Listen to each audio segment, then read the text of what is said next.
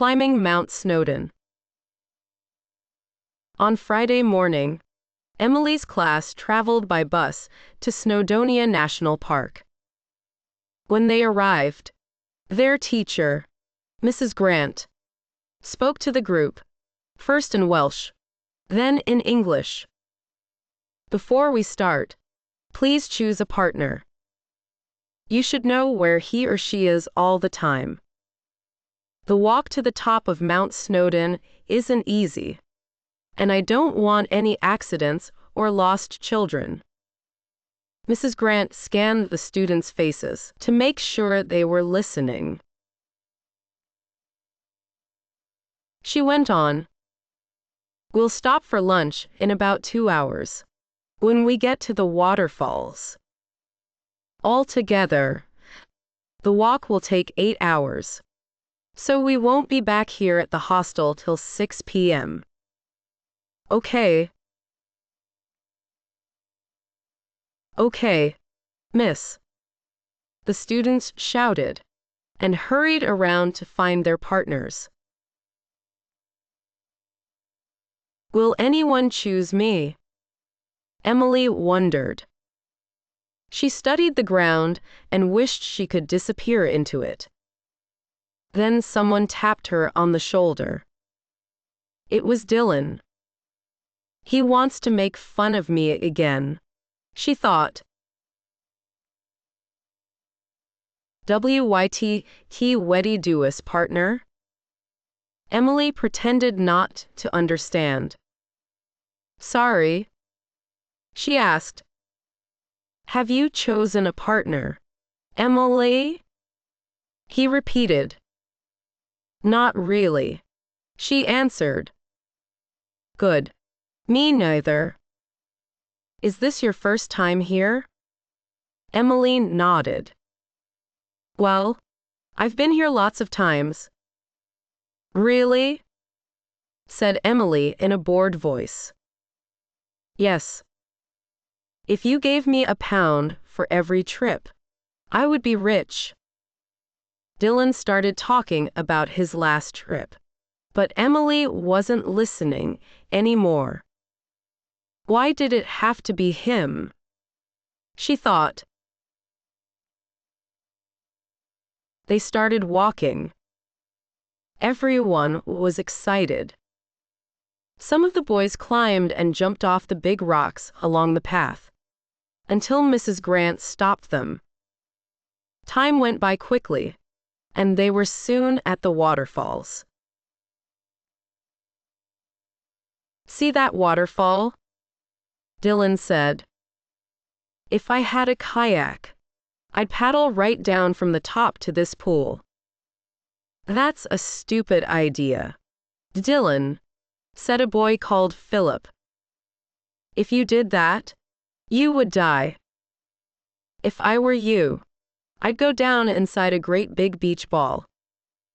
That way, you wouldn't hit the rocks." "Let's test your idea, then," said Dylan. "See this water bottle? I'm going to write a note and put it inside. Then I'm going to run to the top and drop it into the water. Does anyone have a pen?"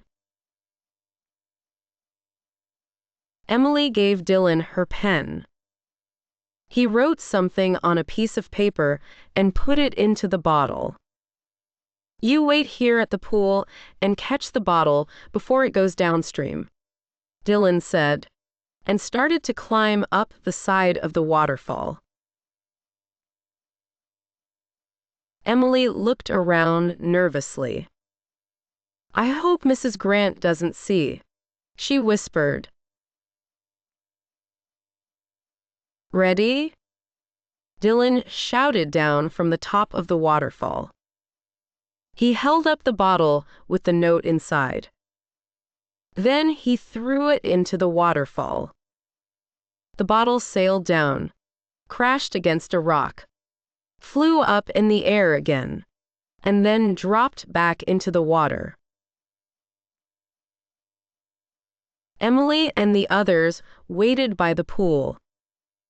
As the bottle came nearer, Emily tried to fish it out, but it was too far from the edge. Mrs. Grant blew her whistle. The break was over, and it was time to go on.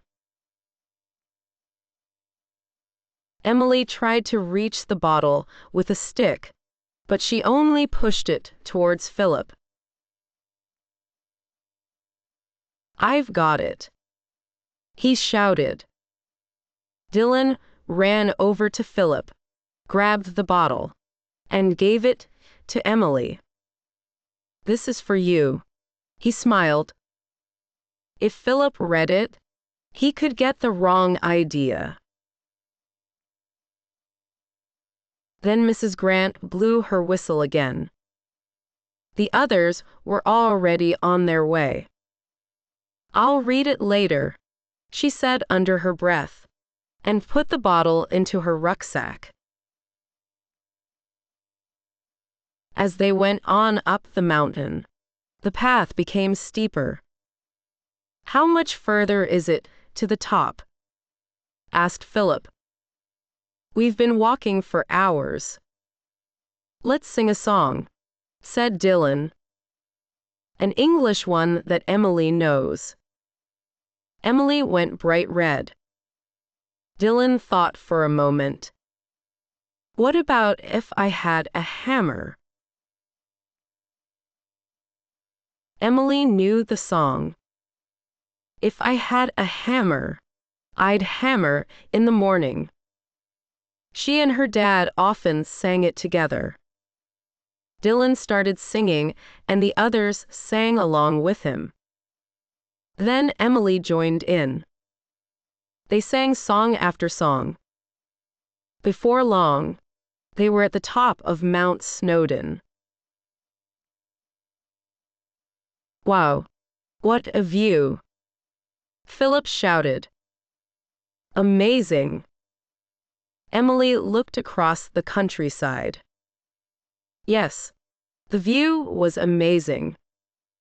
But she was only thinking one thing. What was the message in the bottle?